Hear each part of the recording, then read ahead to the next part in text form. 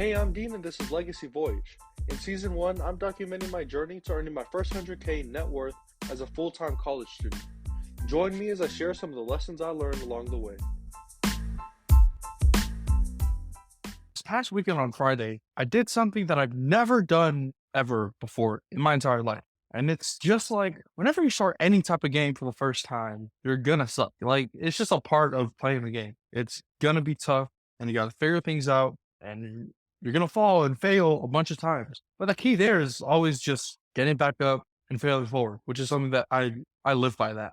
And so on Friday, we went ice skating. And it's the first time that I've ever gone ice skating before in my entire life. And I've been roller skating before. Like I got that down pretty quick, not too bad. But in ice skating, there's so many things, like new things that I had to get used to before I could even go without hanging onto the wall. So to picture this, I'm putting on the skates, and the first brand new thing is that you got to tie the skates super, super tight because that ankle mobility, that ankle support that it gives you is extremely, extremely important. And I didn't realize that until like there were only 30 minutes left. So it was like hour and a half of ice skating. There were only 30 minutes left. And then I realized that I got to tighten my skate because it wasn't supporting my ankle well enough. After I did that, I was able to go pretty far. But in the very beginning, when I first get on the ice, I'm like walking like a penguin to get to the door where everyone's funneling in. And you have this whole bunch of kids over there, whole bunch of adults, everyone's over there. And then I get onto the ice and I'm just holding onto the wall for dear life. Like I'm so scared of falling right now because I'm not trying to embarrass myself in front of everyone, not only everyone, but like the kids, because there were kids there and they were not falling. So I was like, bro, am I really going to be worse than these kids that know how to skate? And so I'm hanging onto the wall for dear life and I'm going. And I'm like, literally, as soon as I step on, I almost fall because it's just so different than walking. It's just so different. And so I tried it for the first time. And whenever I do anything that's brand new to me and I have no idea how to do it, usually I check out YouTube because YouTube is like a cheat code for life. Literally anything you want to learn, it'll be on YouTube. You just gotta find it. So I go on YouTube, watch some quick videos, and one of the first things it says, okay, if you feel like you're gonna fall, don't reach for the wall, reach for your knees. That'll stabilize yourself. And that was something that I was trying to practice and try to get good at. But it got to this point where I was like, bro, I'm not trying to fall. So I just kept onto the wall. And I slowly made progress, trying to practice and practice, but held onto the wall. So I couldn't really get good training under my belt or get some good experience. It was only after I let go of the wall and I said, you know what, I'm just going to try. If I go and fall, then I fall. So I just started going.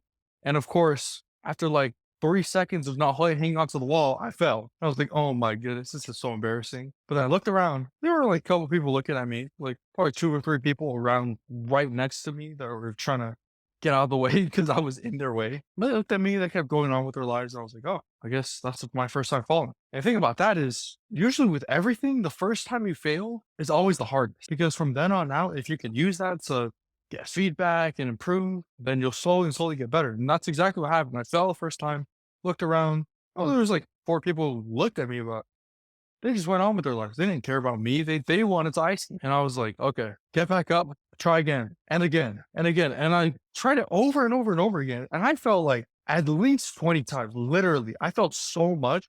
But the thing about it is that by the end of it, I was like in the running for 2 awards. The first award would be the person who fell the most that night, because I guarantee I felt the most that night. I mean, I would be extremely surprised if I did it. Not the first award I won, not necessarily, but in my mind, I won the award. The second award that I think I won is most improved because I went on there very first time ever ice skating, literally not having any idea what to do, not even knowing the difference between like figure skating and hockey skating shoes, which I might add was like really threw me off. Would definitely recommend the hockey shoes because the figure skating ones got these things on the front of them that literally tripped me up like a whole bunch of times. That's besides the point. Point is, you gotta fail and you gotta go through that time of suck because you're gonna suck, especially when you start playing the game. But I think it's only through those failures you can fail forward and improve and just get better. And on top of that, the other mini lesson here is like, who cares?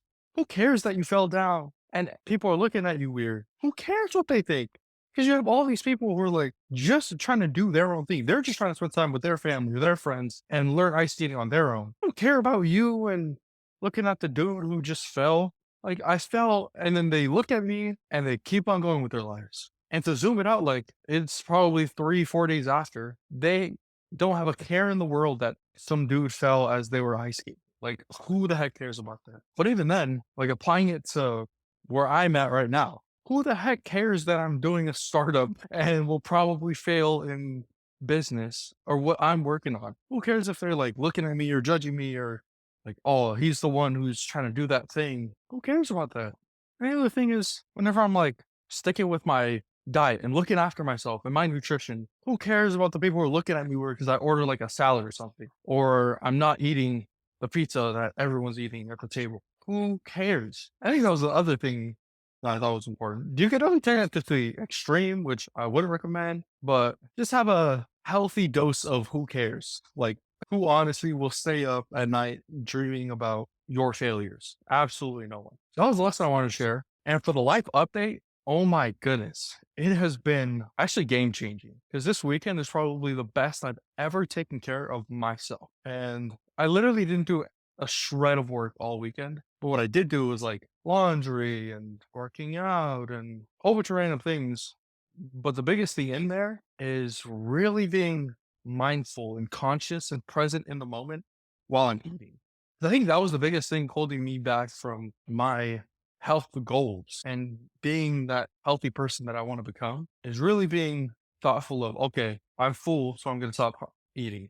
Or I'm not hungry, so I'm going to stop eating. Because a lot of the times it would be, oh, there's a cookie. Even though I'm not hungry and I'm completely full, I'm still going to eat the cookie. Like there are a lot of those types of moments in my life. But this weekend, those moments were there. The difference is I listened to my body and I listened to myself, which is awesome. And then like actually acting on it, or in this case, not acting on those impulses, which was honestly amazing. This entire time I was trying to do this the food tracker thing and really keep track of, okay, this is what I ate today. This is how full I was. That's what I was trying to do. And really, I shifted that habit over to just eating slow because I think eating slowly really just helps you be more present and almost making it like a competition or a goal to look around and be the slowest eater. I definitely don't do that all the time, but it really helps when trying to just be present. So slowing down, that was another lesson I learned, which really helped my health.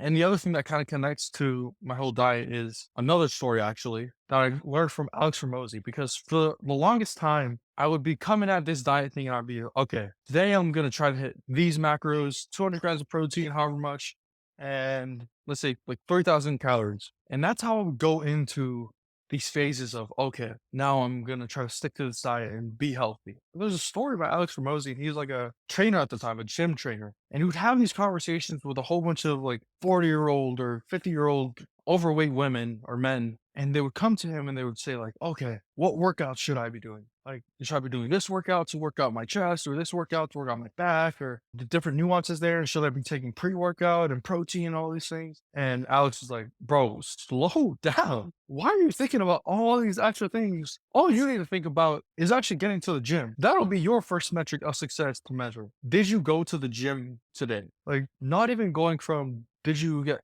an hour workout in, or did you get the right exercises in? Not even that, just taking a step all the way back, starting from the foundations, from the basics, and being like, okay, did I go to the gym today? And that's kind of the approach I took. Did I track my food today? Meaning, did I really think about my hunger levels before I ate? And it didn't have to be, okay, make sure I hit my calories or my protein. Mainly it was around just starting the habit. And then from there, it can build up into these calories and these protein and all the different things. But I feel like that was a huge lesson and takeaway that I had. The next update with my people. Honestly, this weekend was a blast hanging out with everyone, and that idea of self love being a prerequisite for selfless love, I think is something that I found truer than ever because I was able to take care of myself and in doing that, be super present with the ones I love. But I also seen that with the people that I love too, because when they aren't taking care of themselves, it's difficult for them to love others and be present for the ones that they love. And so that's something that I found is super true, especially this weekend. Updates on work. I guess there are three big updates, or really just two, but we'll call it three. First of all, amazing meeting I had this past weekend with Ninja News, like catching up with everyone, getting everyone on track.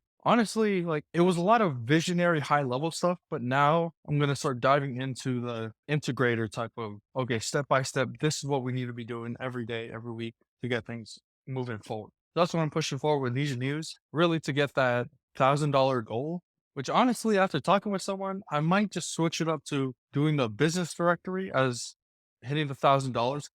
The thing about that is it's not scalable at all. So short term, it'll be the business directory, and then long term, it'll move into monetizing through ads. So that's the idea. And then even longer term, it would be building an ad network, an ad platform, and recruiting different media publishers or content creators onto that platform. But like any game, like I mentioned, it's my first time doing the media thing. So I'm still figuring things out. So talking to people and getting their advice. I'm actually about to talk to someone right now who's like wrote a whole bunch of articles in the Pacific Islander world and a big writer. So that should be pretty cool. And the other update is I will most likely be getting the Deloitte Delivers program, which is an internship thing they're doing next quarter. Should be pretty sick. Super excited for that. And that'll be a cool introduction to this whole consulting world, and we'll see how that goes. I'm just having like coffee chats next weekend. Not even next weekend, literally in 2 days. We're pretty sick. And then the other thing is Little Joey Ventures or Little Joe Ventures. It's like a fellowship thing that they have at the garage, and it's like a super cool opportunity. I think they give you a whole bunch of traveling and experiences and a whole bunch of cool stuff, but it's like for sophomore entrepreneurs, which is exactly what I am. Doing that tomorrow as well. Honestly, I'm really looking forward to moving the ball forward on all these different projects I have going on. Like, it's a lot, honestly, to manage everything, but I'm doing it. I'm doing it indeed. We'll keep everyone posted on the progress.